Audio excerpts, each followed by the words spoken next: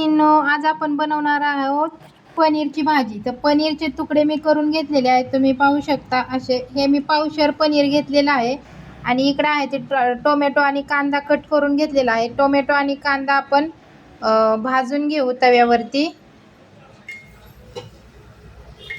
Tomato आणि कांदा golden brown होईपर्यंत छान असा भाजून घ्यायचा. तुम्ही पाहू शकता. थोडासा कांदा ब्राऊन झाला ना मग आपण टोमॅटो टाकणार आहोत.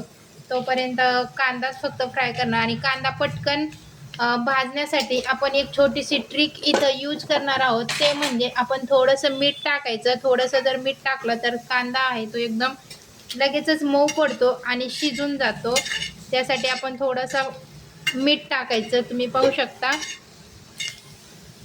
एकीकडे कांदा आपला गोल्डन ब्राऊन होत आहे, तुम्ही पाहू शकता. आणि आता आपण काय करणार आहोत, तोपर्यंत काय दुसरीकडे आहे ना मी कढई गरम करायला ठेवली आणि कढईत मी तेल टाकणार आहे आणि पनीर आहे ते तळून घेणार आहे. तर तुम्ही पाहू शकता कढई गरम झाली. आता कढईमध्ये मी तेल टाकते आणि तेल आहे ते गरम झालं की आपण जे हे पनीरचे तुकडे घेतलेले आहेत,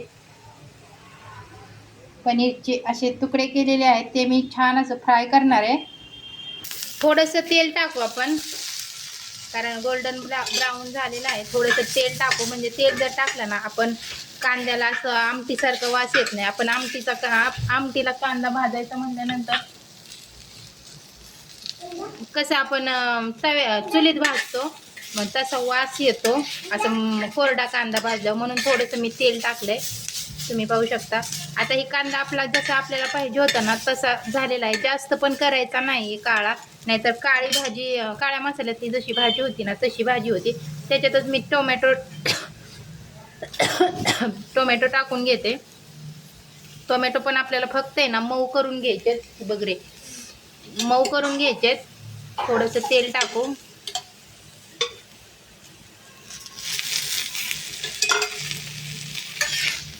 मऊ टोमॅटो झाले की आपण लगेचच मग छान अशी ग्रेव्ही तयार करून घेणार आहोत.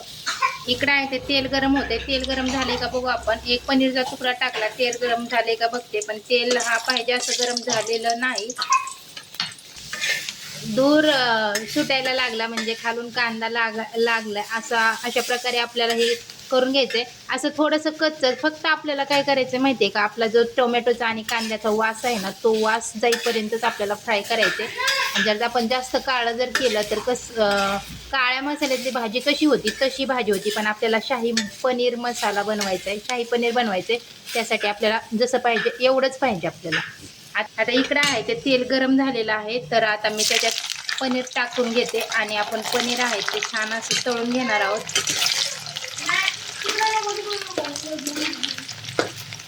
बघा किती छान असं पनीर आपलं तळलं जातंय. पनीर पण जास्त काळं करायचं नाही आपलं, फक्त ब्राऊन होईपर्यंतच पनीर पण आपण तळून घेणार आहोत. असंच पाहिजे आपल्याला. चला तर मग हे पनीर आपण काढून घेऊ.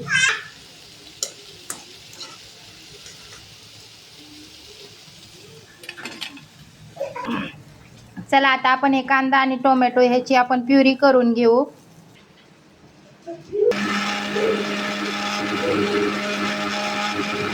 पनीर फ्राय करता करता आपला मसाला पण आता रेडी झालेला आहे, तुम्ही पाहू शकता अशा प्रकारे. आणि अजून आपण काजूची प्युरी करायची आपल्याला. चला तर मग ही प्युरी आपण काढून घेऊ. गरम आहे कारण मी गरम लगेचच प्युरी केली.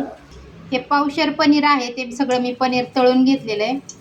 मध्येच मी मायराला आणि बाबूला बॉबी तळून देते. मायरा बाबूला खूप त्रास देते, म्हणलं थोडंसं नादवेल म्हणून मग मी त्याच तेलामध्ये थोडीशी बॉबी फ्राय केली. थोडासा मसाला राहिला होता त्याच्यामध्येच मी काजू टाकते आणि काजूची आणि मसाल्याची पेस्ट करून घेते. शाही पनीर बनवायचं म्हणल्यावर काजू हे थोडे जास्त टाकायचे, म्हणजे ग्रेव्ही एकदम अशी थिक झाली पाहिजे. चला तर मग ह्याची पेस्ट करू. बघा छान अशी काजूची पण प्युरी करून घेतली आणि कांदा टोमॅटोची इकडे प्युरी करून घेतली. कढईमध्ये तेल गरम झालेलं आहे आणि आता आपण हे टाकून घेणार आहोत. हे पण लगेच टाकून घ्यायचं आणि एकत्र मसाला आपण सगळा फ्राय करून घ्यायचा. छान असा मसाला आपण परतून घेणार आहोत, तुम्ही पाहू शकता. खूप छान होती अशी भाजी. तुम्ही एकदा नक्की ट्राय करा माझ्या पद्धतीने ही रेसिपी. हॉटेलवरची भाजी तुम्ही विसरून जाल अशी भाजी होती. थोडीशी सिमला मिरची टाकलेली आहे मी फक्त डेकोरेट करण्यासाठी, कारण आम्हाला सिमला मिरची जास्त आवडत नाही. तुम्हाला जर आवडत असेल तर तुम्ही जास्त क्वांटिटी वाढवू शकता. कांदा आणि सिमला मिरची असे मोठे मोठे क्यूब करून टाकायचे, म्हणजे एकदम हॉटेल स्टाईल भाजी होते. हळद आणि काही मसाले टाकले मी, ते व्हिडिओमध्ये माझ्या लक्षातच नव्हता, माझा ब्लॉग चालू आहे म्हणून. पण मी हळद आणि धनिया पावडर टाकून घेतली आणि गरम मसाला टाकून घेतला. आता आपल्याला लाल तिखट टाकायचे. लाल तिखट आहे ते तुमच्या आवडीनुसार टाका. तुम्ही जर जास्त तिखट खात असेल तर तुम्ही तिखट थोडंसं वाढवा, आणि जर कमी खात असेल तर तुमच्या पद्धतीने कसं आहे. आता थोडासा मी पनीर मसाला टाकते. हा माझ्याकडे शाही पनीर मसाला आहे, तो मी टाकून घेते. आता मग लाल मिरची पावडर टाकायची. हे तेल सुटेपर्यंत आपल्याला छान असं परतून घ्यायचंय. बघा मसाला किती छान असा परतलाय. पूर्ण तेल आहे ते बाजूला झालंय आणि मसाला आहे तो बाजूला झालाय. तेल पूर्ण सुटायला लागलेलं आहे. अशा प्रकारेच आपल्याला हा मसाला भाजून घ्यायचा होता. आता आपण याच्यामध्ये पनीर टाकणार आहोत, आणि तुमच्या आवडीनुसार तुम्हाला किती रस्सा पाहिजे त्याच्यानुसार तुम्ही. आणि जास्त ही शाही पनीर मसाला आहे, शाही पनीर आहे, त्यासाठी आहे ना तुम्ही जास्त रस्सा करूच नका. म्हणजे जेवढी ही घट्ट अशी गाढी भाजी असते तेवढी छान होते. म्हणजे एकदम तुम्हाला जर हॉटेल स्टाईल पाहिजे असेल तर जास्त रस्सा बनवू नका. मिरची पावडर टाकायची राहिलेली आहे. आम्ही कमी तिखट खातो, कारण माझ्या बाबूला खायचं आहे, म्हणजे माझा मुलगा, त्यासाठी आम्ही कमी तिखट टाकणार आहे. आता हे छान असं परतून घ्या. आता आपण तळून घेतलेलं पनीर आहे ते पनीर टाकायचं. पनीर आहे ते छान आपण मिक्स करायचं. आणि आपण जो वाटण वाटलं होतं ते मिक्सरच्या भांड्यात मी पाणी घेतलं होतं, तेवढं पाणी टाकते. एवढं पाणी माझ्यासाठी पुरेसं आहे, कारण आम्ही दोघंच खाणार आहोत. आणि ही भाजी मेन म्हणजे अशीच असते, अशी खूप थिक असते तेव्हाच ही छान लागते. ही भाजी रस्स्याची छान लागत नाही. तुम्ही पाहू शकता मी एवढी भाजी केलेली आहे. आता ही उकळी येत आहे. अजून एक थोडं 5 मिनटं फक्त आपल्याला ह्याला उकळी काढून घ्यायची आहे, कारण मसाला पण आपला शिजला गेलेला आहे. आपण तेलात खूप छान परतला होता, आणि पनीर तर आपण तळूनच घेतलेला आहे. तर तुम्ही पाहू शकता किती छान पनीरची भाजी झालेली आहे. ह्याला शाही पनीर मसाला म्हणतात. घरात एवढा सुगंध सुटलेला आहे ना, खूप छान वाटते. एकदम हॉटेल स्टाईल झालेली आहे ही पनीरची भाजी. अजून ही थोडी थिक होणार आहे, मग मी तुम्हाला दाखवते. तर बघा अशा प्रकारे झालेली आहे आपली भाजी. एवढा थिकनेस मला पाहिजे होता. तुम्ही पाहू शकता खूप छान झालेली आहे भाजी, आणि मला तर खूप आवडली. जेवढीची दिसायला छान आहे तेवढी टेस्ट पण खूप छान आहे. तर अशी होती माझी आजची रेसिपी. तुम्हाला कशी वाटली ती कमेंट करून नक्की सांगा. व्हिडिओ आवडला असेल तर व्हिडिओला लाईक शेअर सबस्क्राईब नक्की करा. भेटूया पुढच्या व्हिडिओमध्ये अशाच एक छानशा रेसिपीसोबत. थँक्यू.